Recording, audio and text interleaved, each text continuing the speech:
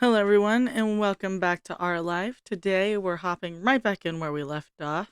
Without further ado, I'm not going to stall your time. Let's Derek hop dug into through it this. until he successfully retrieved a multi-texture grater. He took his stuff to the opposite side of the kitchen, not get in the way, and worked with his back to you and Cove. Cove tilted his head thoughtfully. He was inspired by Derek's work ethic.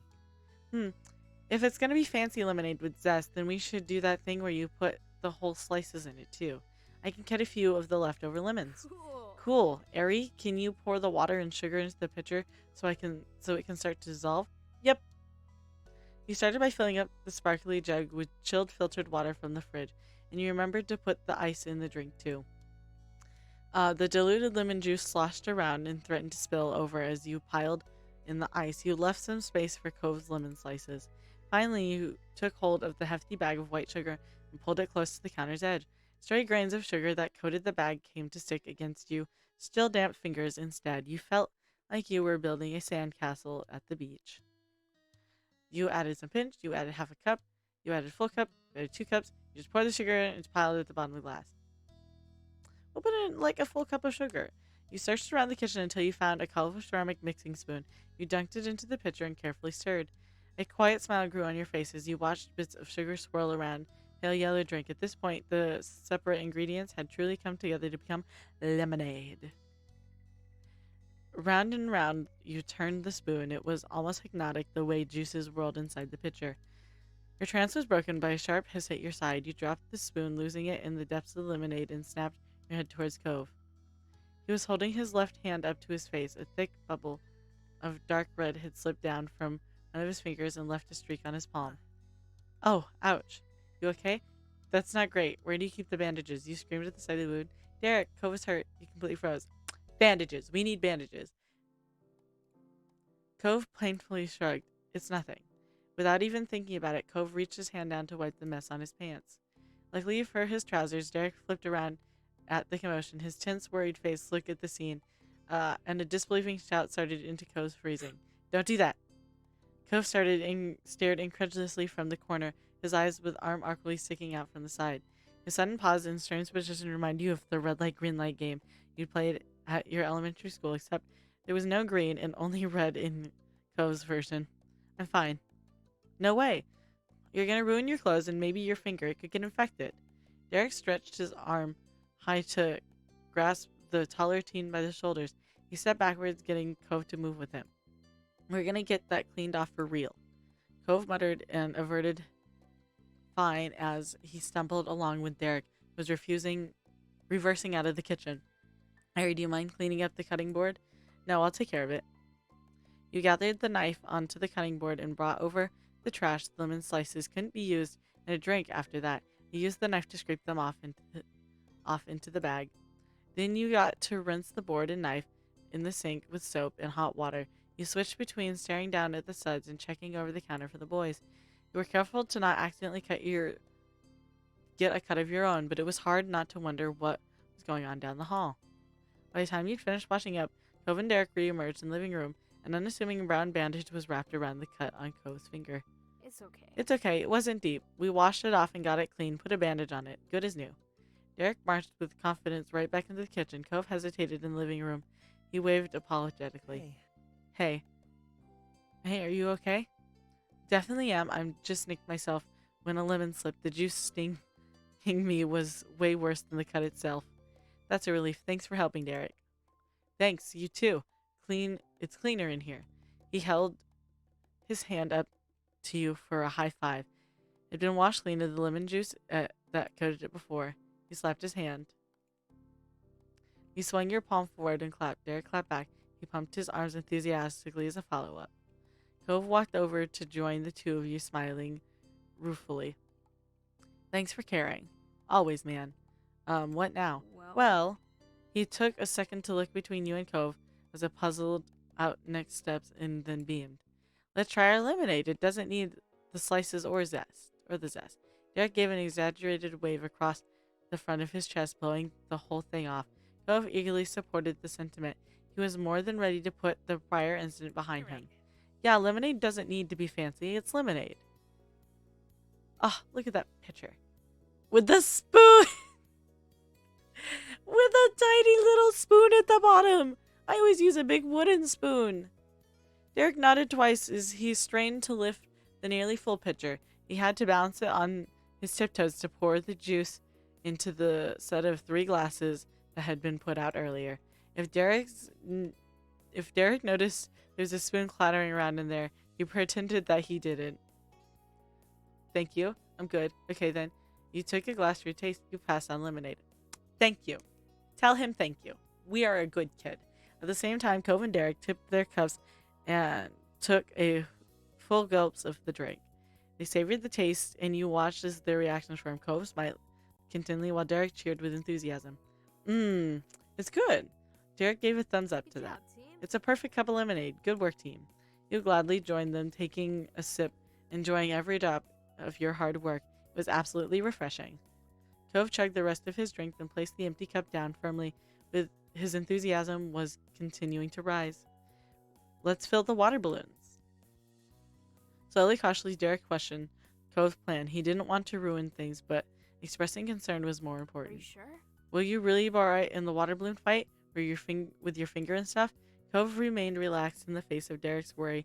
He wasn't going to bring the mood down after the commotion he caused earlier. He responded to the inquiry by slickly pulling out the big gun. Your neighbor smirked as he held up his left arm over his chest, showing full length of the jagged pale scar on his arm. I've had worse. Derek's eyes widened. His mouth was struck hanging open. You'd seen Derek in a swimsuit. He didn't have a single scratch on his skin, or if he did, it was tiny enough to be covered by nothing more than neon shorts. He could only imagine that Cove had gone through to get an injury with such lasting impact. So if Cole Holden said he could manage the cut, he could manage the cut. Whoa, you're pretty tough after all. The compliment had Cove preening. He caressed his trusty scar and giggled childishly. Yeah, you win that round, Cove. Alright, let's do it. Nothing else needed to be said. The 3 of you busted open the baggie of water balloons, pushed the tool of your lemonade production aside, and got to work on another summer group project. You stretched the rest of the water balloons over the faucet. The plastic fit snugly around the silver spout.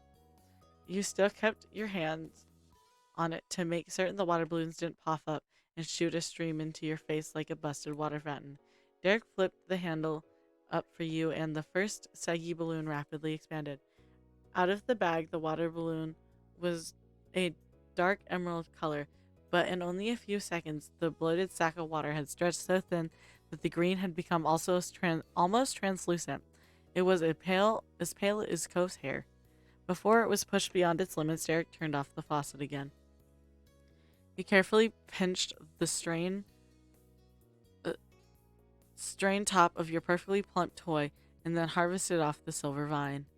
Cove reached out for it, and he intended to tie the balloon while you and Derek continued filling. Derek looked between the blues and Cone's hand and called a timeout. He'd been a little overeager to get involved and realized the moment that there was a team arrangement wasn't the most efficient. He requested to switch positions with Cove. Cove rolled his eyes but couldn't argue. His bandage could easily be yanked right off by the taut loops of plastic that formed around the fingers when tying them. Your optimized party got back into action with you hooking the balloons into place, Cove handling the water distribution, and Derek sealing the deal with a knot. Soon you had a couple dozen shiny water balloons overflowing in the sink basin. Cove pushed off from the counter silently. He disappeared from the kitchen and left you and Derek wondering. He went down the hall into his bedroom. He was only gone for a few minutes before stepping back into the hall with a pure white, hole-speckled laundry basket. The point of that was obvious, but his choice of bins did get a bit of ribbing from Derek.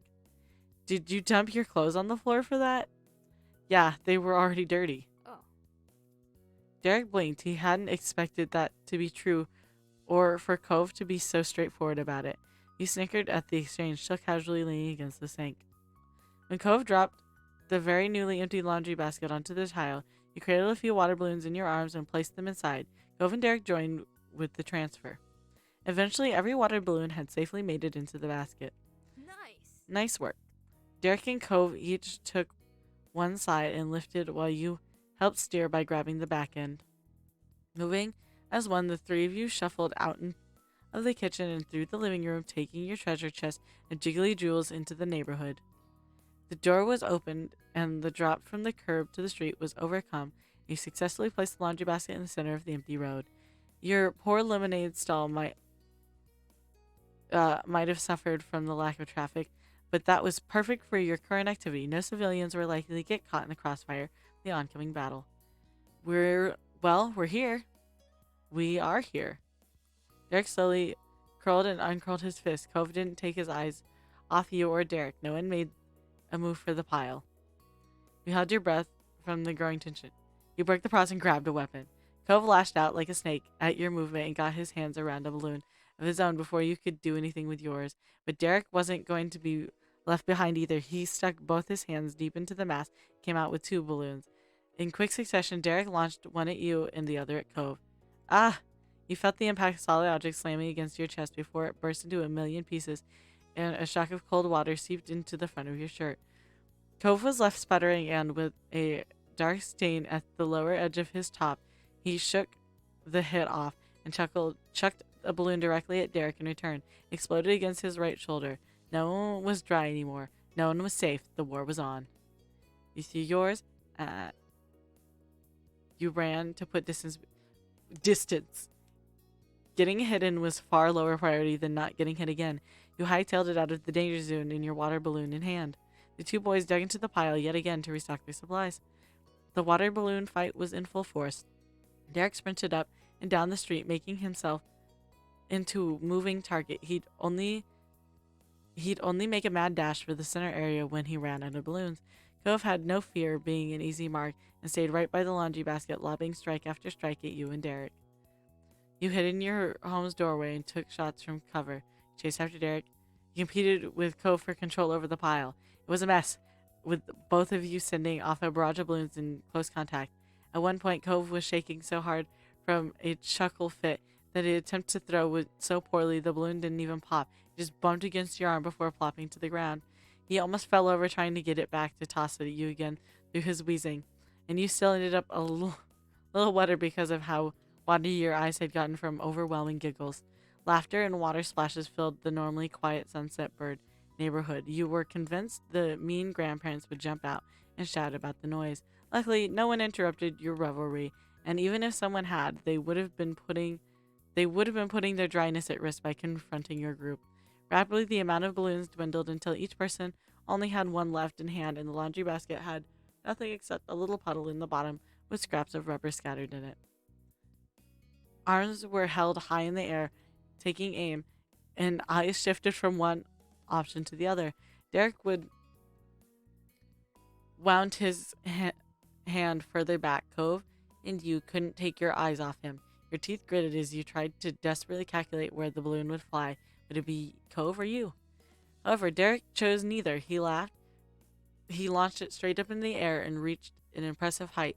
You could barely see the speck of yellow against the vast blue sky, until it inevitably sailed down and smacked against the tarmac.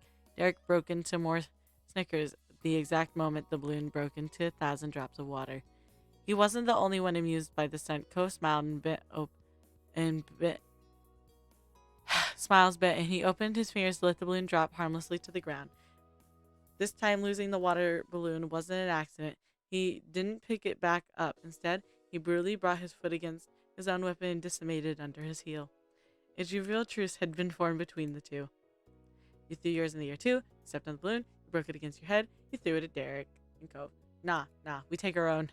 When no one was throwing balloons at each other anymore, that didn't mean you had to waste a shot. You positioned the balloon at the center of your forehead and pressed it unforgivingly until it popped.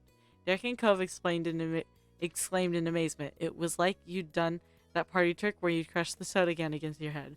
Or as if you were Derek crushing a piece of pie into his own face to entertain his brothers.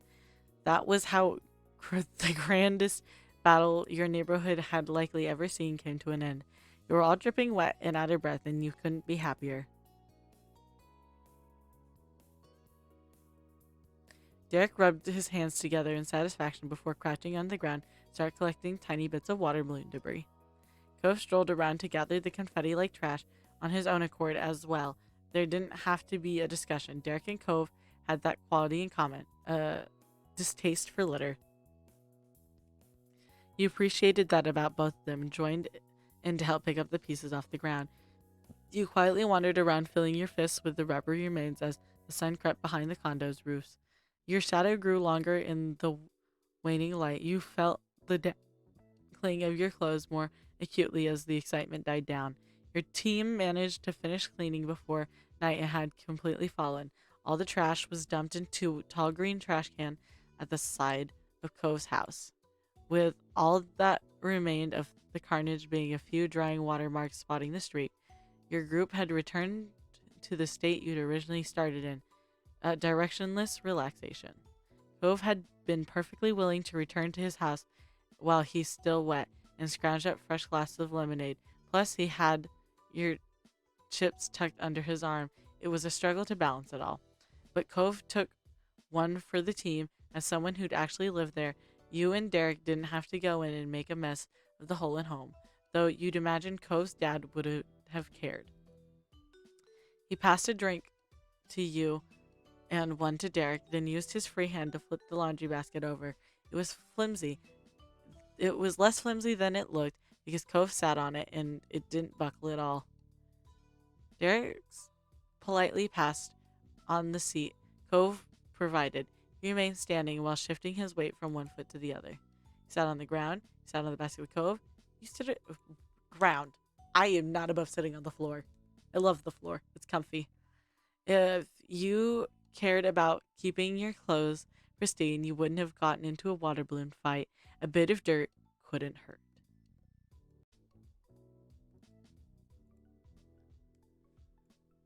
Cove quietly took a sip of his lemonade. Derek circled the top of his glass with the tip of one finger, watching Cove. Are you alright? How's your hand? Cove savored another taste of the drink and let out a refreshing sigh. Then he answered, It's okay. It's still fine. Cool. The ritual of checking on him was complete, and Derek could only chuckle bashfully over his habit. Cove smiled over the rim of his cup. There was comfort in knowing Derek would always care. In between enjoying the lemonade was pretty much plenty of munching on chips. It was a match made in heaven. The air was warm enough to be comfortable even with your wet clothes. Lemonade, chips, and good company. That was what days like these were for. It couldn't get much better. Cove agreed contentedly without you even having to say so. Summer really is the best season. Same. I think so too. Me, 3. I was just thinking about that. It's okay, as summer is the worst of them. It's only best because school vacation. It wins by default. You simply shrugged. It wins by default. Well, yeah, if there was spring vacation instead of summer, I might like that one better. No? A gentle expression rested on Derek's face as he spoke softly. It'd be nice if things could be like this all the time, huh? But then Derek lifted his glass and spoke in a mocking outrage to the world at large. Why can't it always be summer break?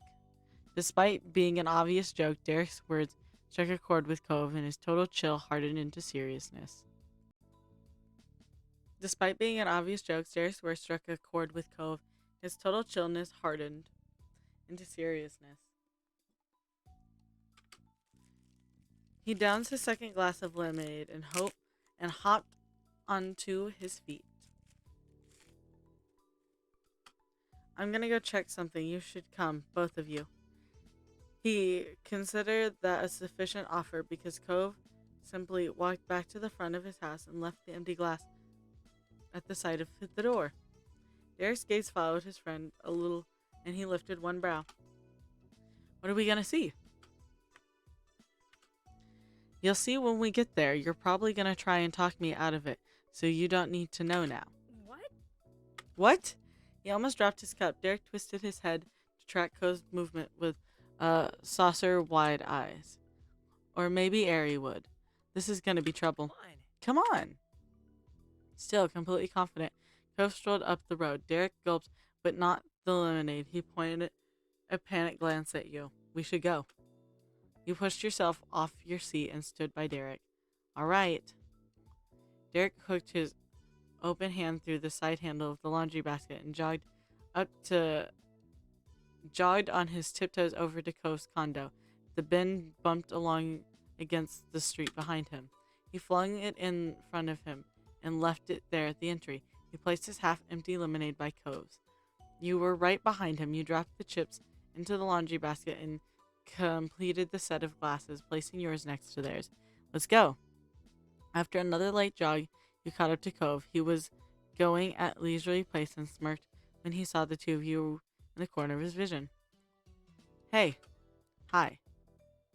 Together you, Cove, and Derek left your neighborhood and returned to the main sidewalk that you took to reach the grocery store hours earlier. An exchange of glances between you, Cove, and Derek was the only interaction you had during the walk. Cove kept his sun-kissed face forward and his mouth shut. Shopping wasn't on your neighbor's mind because that building was passed without acknowledgement. He was taking you further down the path. Only about a minute later, your progress was halted by a row of strikingly orange traffic cones and a string of droopy "Do Not Cross" banners. Should we go around? No, we're here. Huh? Derek stalled. Cove, however, got onto his knees in front of the blocked-off area. His eyes were glint with intention.